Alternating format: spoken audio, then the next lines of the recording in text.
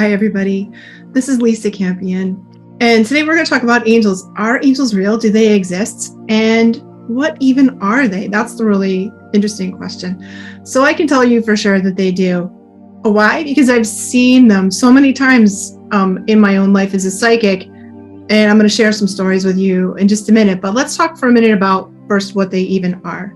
But I think angels are probably the most beloved of all the spirit guides. We love everything about them. So much that we use the word spirit guide and angel really is the same thing. For me, spirit guide's an umbrella term that I use to talk about all the different types of spirit guides we have. And angels is really only one type. So that's what we're going to talk about, and let's jump in. So angels have a really strong goal or directive of helping humanity reach its highest potential. But let's talk about what they are and what they aren't, so we can have a sense of what's going on right off the bat. So I think the first misconception that people have about angels is that we think angels are people who have died and gone to heaven, but they're really not. They are not human spirits, so technically they're non-human spirits who've never been people. And for the most part, they don't look like people with angel wings and halos, unless we need them to look like that.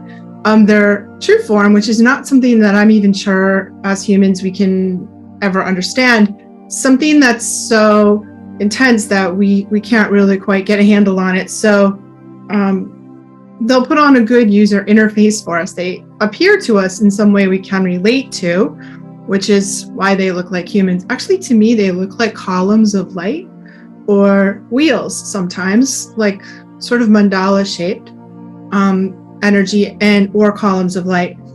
But that's just me. I think they look different to everybody. One time I was talking to them and I was like, what do you guys really look like? And they're like, well, we can't tell you can't really show you because your wee little human brain can't really comprehend the vastness of who we are and the multi-dimensional nature of what we are really like. So people with wings is something that we're like, okay, we're not afraid of that, right? They are immortal beings whose function is to oversee the functions and systems of the universe.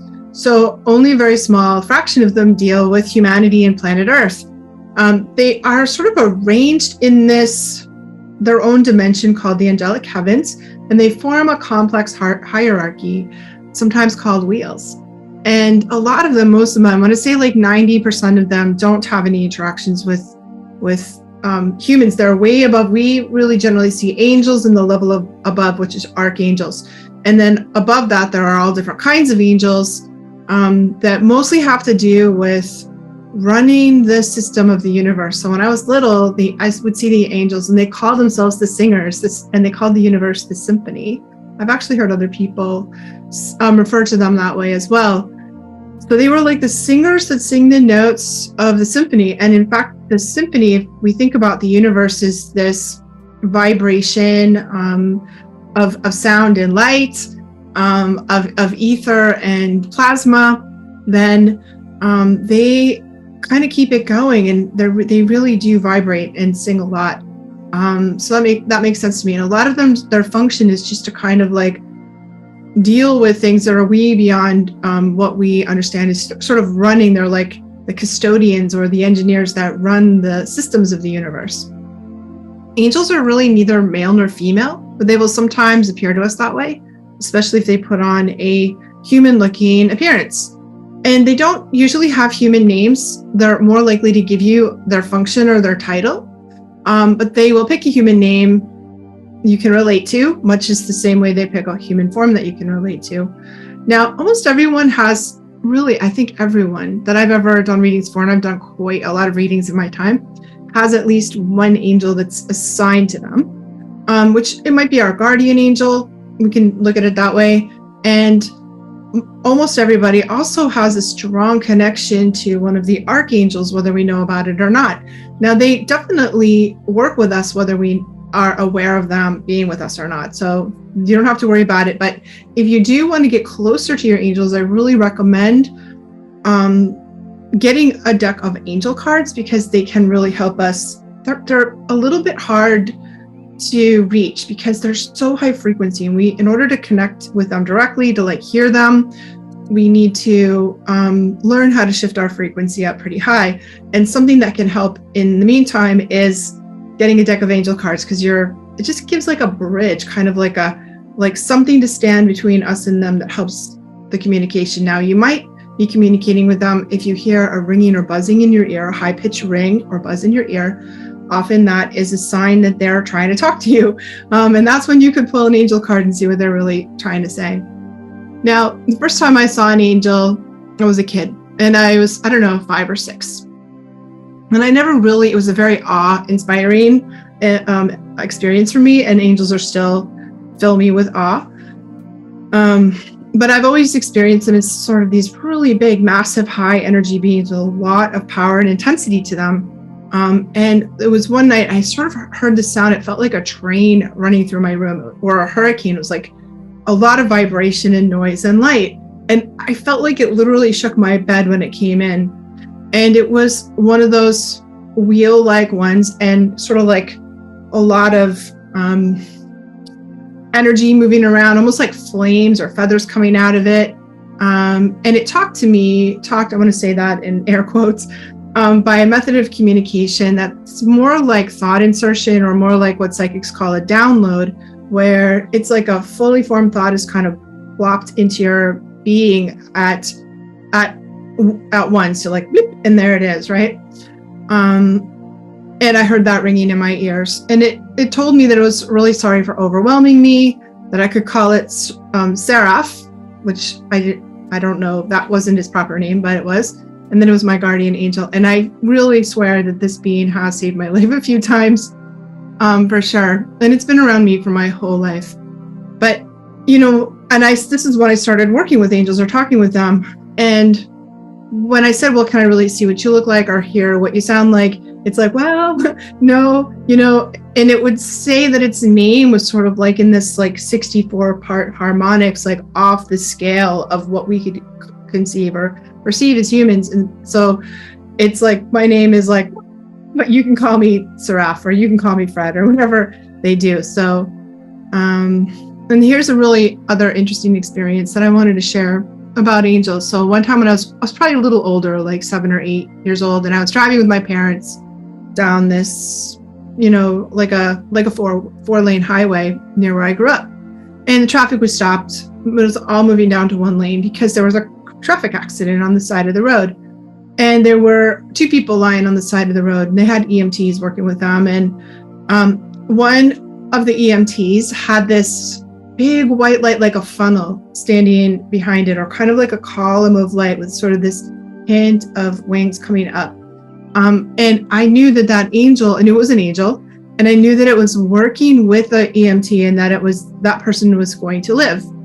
And then next to that was another person and another EMT, and that EMT had an angel that was sort of like a dark purple funnel around it. And I was like, I remember telling my parents, oh, that one's going to die.